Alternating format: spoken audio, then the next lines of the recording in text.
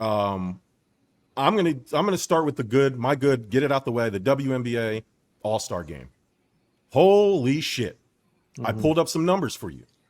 Last year, the WNBA All-Star Game had like 96,000 viewers or some shit like that. 3.4 million according to the ratings. Okay. I don't know what the total, like, so the attendance was sold out. It was at the Phoenix Footprint, which holds about 18,000 people. Caitlin Clark had 10 assists, which is nuts in an All-Star game. And Angel Reese had a double-double, which is also a nuts. I believe it ties a record, Dwayne Marcus, correct me if I'm wrong, for a rookie double-double in a game. But listen. No, it's the only one to ever happen. It's the only one to ever. So she has the record of the only double-double in an All-Star game, rookie specifically. So that's dope. Caitlin Clark having 10 assists in an All-Star game is pretty dope. I mean, she said, if you watch the game, she didn't shoot very well. I don't know if that's just nerves. I don't know what it was, but she definitely set the. You said what? That's just Caitlin Clark. Yeah, I mean, she jacks up. I mean, well, if you want to bring up her total points of the season, I mean, we could do that too. But if you watch the game, she set the pace for her team. I thought it was dope that they switched jerseys to the black because they were killing Team U.S. frauds, is what I'm going to call them. Oh, Caitlin Clark ain't good enough to make the All-Star team, huh? Arike wasn't good enough to make the not All-Star team. See, NY Post is going to be talking to me about that one too because I misspoke. I said the All-Star team when he damn sure knows I meant the Olympic team. Angel Reese can't make the Olympic team because old ass dinosaur Diana Taurasi has to play.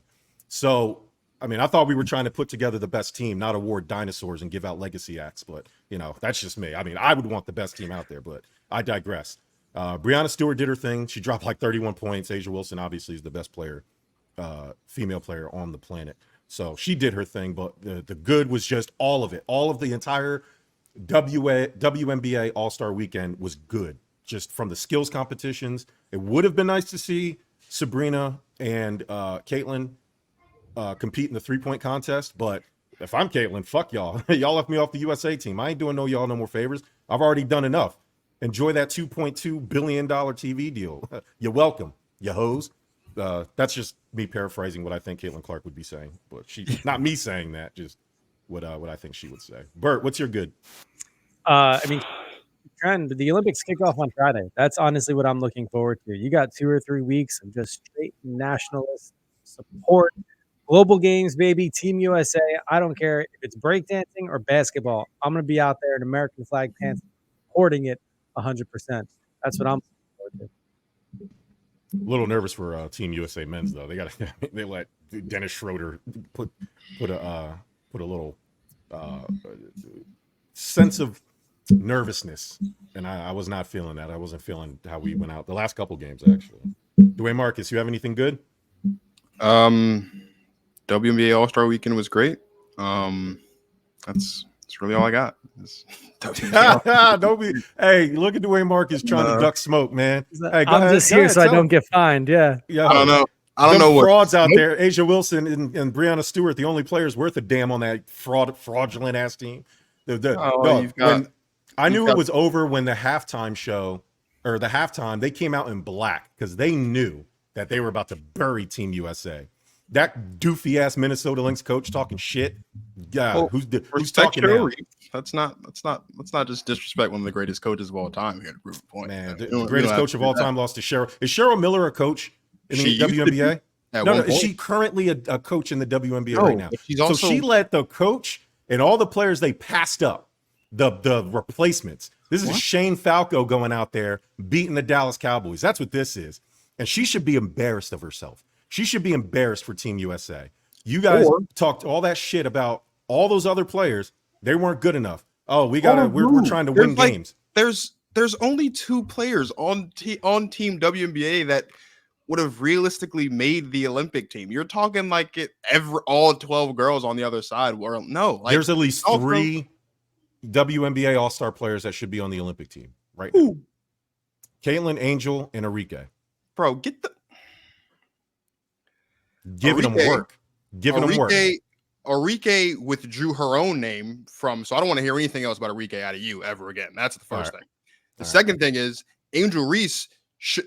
You cannot see that you cannot spend the last month of your sports covering life talk about how bad and how non-well-rounded of a basketball player Angel Reese is, and then come here the Tuesday after All-Star Weekend and say Angel Reese should be on the Olympic team? What are you doing? And thirdly, for the umpteenth time, Caitlin Clark was invited twice to Olympic training camps, and she declined both times. Y'all are making it seem like she didn't even get an invitation. They gave the girl an invite and she said no. Also, what are we in July? 5 months ago, she was playing college basketball. She got 2 weeks off, went straight to the WNBA. Can she get a break, bro? Like, can she enjoy life as a human being? Can she go sit on her couch and binge watch 7 hours of Bridgerton or whatever it is you want to watch? Can she go on dates with her boyfriend who she hasn't seen since she's been drafted? Can she go on a vacation or something? This girl has been playing basketball essentially nonstop since last October, and we're all up in arms because she's not on the Olympic team. When no one even like the things that you guys are talking about when it comes to her ratings. No one's ever in the history of ever cared about the ratings the Olympics got, but now all of a sudden Caitlin Clark's not on the team. Now we're talking about the ratings that NBC is missing out on, all this other nonsense. We got people on Twitter talking about how the WNBA should be ashamed of themselves because Sabrina and Caitlin Clark's not in the three-point contest, when just like every other contest on any other All-Star weekend, they were invited and they both said no, well within their rights to do so as players. I'm so sick of this shoving Caitlin Clark down our throats nonsense. Can she just take a break from basketball for 4 weeks and go live a normal life and do whatever it is that's fun to do in Indiana? Like, why do we need to see Caitlin Clark all the time, bro? Like, why? What's the obsession? Well, don't answer that. I know what the obsession is. I know what the infatuation is. I don't need to go down that road. But point is, bro, zip her up when y'all done. Take the knee pads off, wipe y'all's mouths, zip her up, and go do something else, bro. Like, relax. I don't understand you. For a month, you've been like, oh, give Angel a chance. You're not witnessing. I just gave her props, and now I'm not allowed to give her props. I didn't say you weren't allowed to give her props. I said for you to spend the last month of your programming on this show doing everything you can to degrade Angel Reese and say that the only reason why people think she's rookie of the year is because she's black. When that's I didn't not say the that. case. You did. You are NY Post. You must be NY Post 28. It's his burner account. What does it say? What does it say? Where are we at? Good. I said the only reason you would argue for Angel Reese is race, because it can't be anything else. I know that Bert doesn't run the social media on Instagram. That was Jerm Edwards. So okay, read that again. Read that again. Read it what I said. Read the whole thing again. The only reason you would argue for Angel Reese is race, because it can't be anything else, which is what I just said. I just said no, it's not what you just said. You said I just said that you just said that you think the only reason why people think that Angel Reese is rookie is because she's black. That's what I just said to you, and then I read. But that's not what that statement said. I said it has to be race because it can't be anything else. What's Caitlin? What by meaning? She's a black girl. What are we talking about here? See, you're listening, but you're not hearing me. Caitlin Clark is so far past Angel Reese. Literally look up stats. Basketball Reference has them. They put them in nice little green boxes and what Caitlin Clark's leading and what Angel Reese is leading. There's like 14 categories. And let me tell you, Angel Reese is only leading in one of them. And that's rebound. Surprise, surprise. Okay. That's why I said now at this point in the game, if you are voting for Angel Reese, because there's no other argument to have, it has to be race. That's not the same thing. 3 weeks ago when I was on the show, when the rate before she set that stupid, not stupid, let me show respect. When she set the record for most assists in a single WNBA game. It's not a stupid record. It's not. It's a great record. It's a hell of an accomplishment by a rookie player. I don't want to be disrespectful. And the fastest to 200 points and 150 assists. Great. Who has more blocks on the season? The big and Angel Reese or Caitlin Clark? I don't know. And quite frankly, like Caitlin Clark does. I know. Trust me. There's only one thing Angel Reese is better at her than, and that's here's the issue with the whole Caitlin Clark Angel Reese thing. Up until this, no one ever goes, oh, well, this guard has more blocks than this big. No one pulls that rabbit out of the hat ever. No one does that. No one does that. We're nitpicking greatness, just like we nitpick LeBron and Kobe and Michael. We have to nitpick because they're you don't too have great. to nitpick. No, you don't have to nitpick. Actually, we can live in a world where two things can be true. I feel like I need to get that printed on a shirt. We got all the types of shirts getting. Not in sports. This is sports. You hear him, Bert? Right. You hear this guy? A world where two things can. Man, you got a Trump and a Biden shirt. I can get a two things can be true shirt. we live in a world where Caitlin Clark is doing exceptional things as a point guard, as a rookie on the team that's been one of the worst team in the league for 3 years. Absolutely. We also live in a world, as I said to you a couple weeks ago with Mike Hughes on the show when he thought a tornado was going to rip through his basement, that Angel Reese currently is averaging 12 rebounds per game, which is on pace to set a record for most rebounds average per game in a single season. She's also, with 16 games left in the season after Olympic break, she's on pace to have 468 total rebounds recorded in a single season, which obliterates the existing record. So again, we are not going to just sit here and act like Angel Reese is some bump on the log. I'm not saying you're saying that, but what I'm saying is to be completely dismissive of what Angel Reese is doing just to prop up Caitlin is disingenuous. If you want to sit here and tell me that Caitlin Clark is Rookie of the Year, that's fine. At this point, there's no way that I can disagree with you that Caitlin Clark's the Rookie of the Year. I have no case. The only way I have a case for Angel Reese is she comes out post-Olympic break and she's dropping 20 and 15, which she's more than capable of doing because we've seen her do that, right? But you cannot actually sit here and tell me that just because Caitlin Clark is doing all of this stuff, the only way that we can appreciate Caitlin Clark's greatness is by diminishing the greatness of Angel Reese. We can't do that. And I'm not going to sit here and listen to anyone do that. We can live in a world where Angel Reese is being great, which she is, and Caitlin Clark is being great. We can live in that world. Just like we had to sit a couple years ago. We had to live in a world where LeBron James was on the greatest run we'd ever seen, and he was still getting slapped around by KD and the Warriors in the finals. That was a world that existed. We can also live in a world where Joel Embiid, if he were healthy, would probably be the best player in the league, but he's not because it's always his eye or his back or his shoulder or his knee or something. We can live in these worlds. We can live in a world where Josh Allen might be the second best quarterback in the league. Yet also, the Bills will never win a Super Bowl. Like, these are all worlds that we can live in. We can live in a world where Lamar Jackson is an exceptional regular season quarterback, but he's not actually better in the postseason than Dak Prescott, despite the fact what Stephen A. Smith and other Cowboys haters will allow you to believe. Caitlin Clark is great. Angel Reese is great. We do not have to diminish one in favor of the other. We can just sit back and say, wow, the game of women's basketball is an exceptional place. We have two great stars at the forefront of all of this, not to mention all the other ones like Rickea Jackson and Cam Brink. God bless her ACL and all these other young superstars. So, like, cut it out, bro. Just cut it out. Just accept the greatness for what it is and move. Wow, your mic cut off. Yeah, See? yeah. So that brings me to my bat. Hold on. Go ahead. Mm-hmm. You got me so angry. I unplugged my mic on accident. My bad. Dude, I feel like it should be Sunday because I feel like we were just taking to church here. I'll be honest with you, that was good. That was very well said. It was, and that brings me to my bad. Angel Reese. No, I'm joking. No, my bad is actually going to the NBA second overall pick of the Washington Wizards, Alex Sarr. Watched this kid. I mean, all the attention has been on Bronny James, and rightfully so. Like that's just the price of being LeBron James's son. But this kid, Alex Sarr, passed over a bunch, and not to say that this draft class had any Victor Wembanyama's or anything like that in it, but he was the second overall pick. So there's a level of expectation you need to have. Gentlemen, I just watched this kid go 0 for 15 in a summer league game.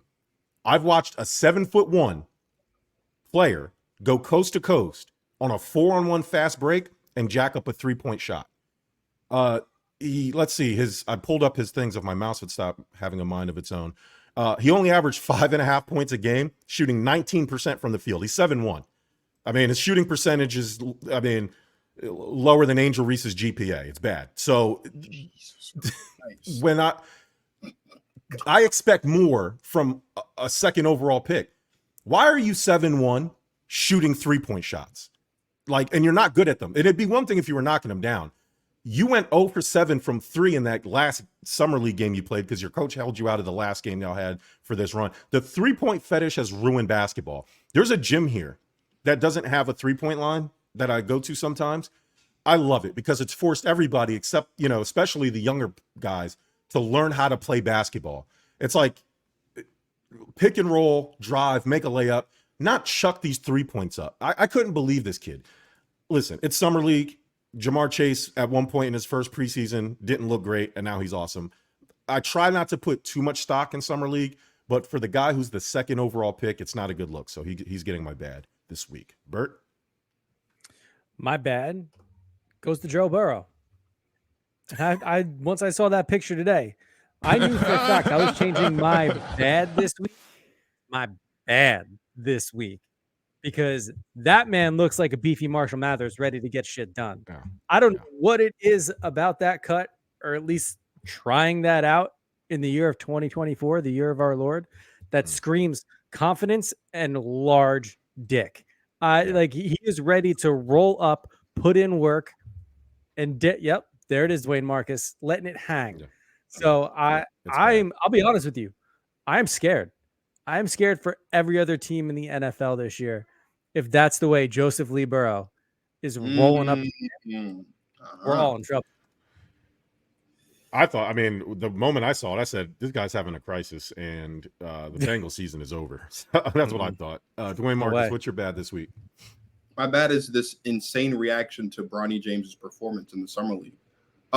Bert, Germ, what pick was LeBron James Jr. in this year's NBA draft? I know where you're going. He's 55, but he was 55. Okay. So I understand that he's the product of the semen of LeBron James Sr. I totally get that. I understand it. I understand that it was a good night, good 18 years ago, and out comes Bronny James. I get that. But he's also the 55th pick in the NBA draft. This notion that the 55th pick in the 2024 NBA draft goes out there and averaged 5-3-2 is unbecoming of the 55th pick in the NBA draft is nuts to me. Now, again, I understand it's because of who his father is. And I understand that most people don't appreciate that because, nepotism. But Bert, Germ, no, not even Bert, because no offense, Bert's white. So this won't really help me. Germ, you're a black man. I mean, it won't. Bert, I love you, but it won't. Bert, Germ, you're a black man. And as a black man, you know that in our community, historically, fathers are not present for one reason or another. And if they are present, they don't work these great jobs where you can just almost guarantee your offspring millions of dollars despite your ability. Germ, if you have the opportunity to get any of your kids involved in whatever it is that you were doing, and you can guarantee a fortune for them, would you not take up the opportunity to do so? Yeah, absolutely. Yes, you absolutely would. All right. So all these boneheads out here on Instagram and Twitter and TikTok and Facebook and in the media who are sitting here acting like LeBron James is doing anything other than what any good father should do is nuts to me. I understand he's the greatest basketball player of all time, arguably, right? I don't want to ruffle any OG feathers here. But I'm not going to sit here and get mad at LeBron James for doing something that, A, we don't see done often in this community. There are so many stories of men in our community who grew up without a father because they were in jail, they were shot when they were young age, who just did a disappearing act, they hit it and quit it, whatever the case may be. If you were a father and if you were in a position to guarantee any one of your children success, wealth, financial stability, you would jump on the chance. And the fact that there are so many people out here who are choosing to attack Bronny James every chance they get just because they hate LeBron, bro, I'm going to say it again. Take the knee pads off, zip him up, and wipe your mouth when you're done. Because it's really not that serious, bro. Germ talked a lot going up to the draft about how this was John Smith. We wouldn't talk about it. You're absolutely right. But it's not because his name is John Smith. It's because he's the 55th pick in the draft. Yeah, but see, I don't like that I don't like your argument that you're making about the 55th pick in the draft ever. That's the problem, Dwayne Moore. He's not just the 55th pick in the draft, though. That's like I've seen that argument thrown out there a lot, and generally you're right. But this isn't just the 55th pick. It's LeBron James' son. It's not only that it's LeBron James' son, it's how he was drafted, where Rich Paul and LeBron James put a gun to the league's head and threatened other teams who were interested in Bronny not to draft him, or else he's going to go play in Australia with Matisse Thybulle and Ben Simmons. So I hear you. I do understand what you're saying, but you can't pick and choose because if he was playing awesome, you'd be like, yeah, Bronny James, you would have hyped that up. It's But because you know he's not. why I would have hyped that up? Because Bronny James a couple months ago probably could have died because he had cardiac arrest. If He my played aunt basketball- had balls, she would be my uncle. You can't. No, I don't care that he this- almost died. He this did. isn't He's different. choosing to play basketball. No, So but I am what I'm judging saying- you on the scope of basketball. There isn't like they're not going to hang up. They're not going to put him in the Hall of Fame because he almost died one time in You're college. right. They're not. I almost died yesterday, and I'm still here podding because I'm the I pod love god. that You for feel me? I don't want anyone. I don't like Donald Trump to shoot him and have his brains all over the place. I don't like the guy, but I'm glad he's not dead. Because I'm a moral human being. I don't want to see people dead for no reason, politics or not. The point that I'm making is if Bronny James, a guy who averaged 4 points in college, comes out here in the summer league and he's dropping 20 balls left and right, you'd be like, wow, that's great, because no one thought he could do that. The man averaged 4 in college. He averaged 5 in the summer league. What are we acting like? What are we doing here? The same people who spent months saying, oh, Bronny shouldn't be drafted. Oh, Bronny shouldn't declare for the draft. Whoever drafts Bronny would be an idiot. And now we're sitting here and Bronny is playing exactly how everyone expecting him to play. And now we're picking him apart for no reason other than because his name is LeBron James Jr. That's my point. Yeah. Right, but if you're looking at this in the scope of basketball, the scope of basketball is it will tell you I have a guy who was not good in college, who decided to declare for the draft, and he's currently not good right now. What that tells you is this not good basketball player who should not have declared for the draft because his skills weren't refined and he wasn't there yet is now in the league and he's still not there yet. That's all that this tells you. I am not going to sit here and pick Bronny James apart, especially when the second overall pick in the draft shot 23% for the entire summer league. And no one said a word. No one said a word. This man was drafted 53. Is his dad a famous basketball player? I don't care if his dad was. That's the part you're missing, Dwayne Marcus. It's all because it's LeBron James. But I don't want to hijack this segment. We got a lot more to get to. I mean, to that point, he was the 55th pick, right? Yeah. Third to last. 56th pick was Kevin McCullough Jr., who, according to what I'm looking at, averaged 21 points per game. Yep. Oh yeah. Yeah. I know. It's so Bronny's not good. I mean, he only got drafted because that's the part they're missing too. Both arguments. Dwayne Marcus, I agree with you in the fact that we shouldn't be all over it because he was the 55th pick. But the reason we are, because it's, and by we, I mean the greater media out there, is because it is LeBron James's son. But to the same point, we can't sit here and say we shouldn't be, because there is a little bit of, I don't want to say nepotism. And to your point, yes, he did what every father should do, is put him in the best position. It looks extra sticky because of it's the same organization he plays for right now. If it was with another team, I firmly believe that nobody would be on it as much as it is currently, especially when the people after you average more points per game and have better stats than when he was taken. So he wouldn't be drafted if it wasn't for his dad. So you can't have it both ways. Like, he's not he wasn't a draftable player. So I don't want to hijack. We got a lot to get to. The ugly is Skip Bayless, or Stephen A. Smith's comments on Skip Bayless. Skip Bayless is, he basically, this just reminds me of like when coaches get fired, where he's leaving FS1. It's obvious that he got fired when Shannon left. It was just a slow bleed. The ratings, he was like averaging 50,000 people for FS1. I get FS1 doesn't have the greatest visibility, but when other shows are getting double, triple that, you know, it's not a good look for Skip Bayless. I'm sure he'll be fine. He's 73 years old. He's been in this game a long time. I'm sure he'll find something to do.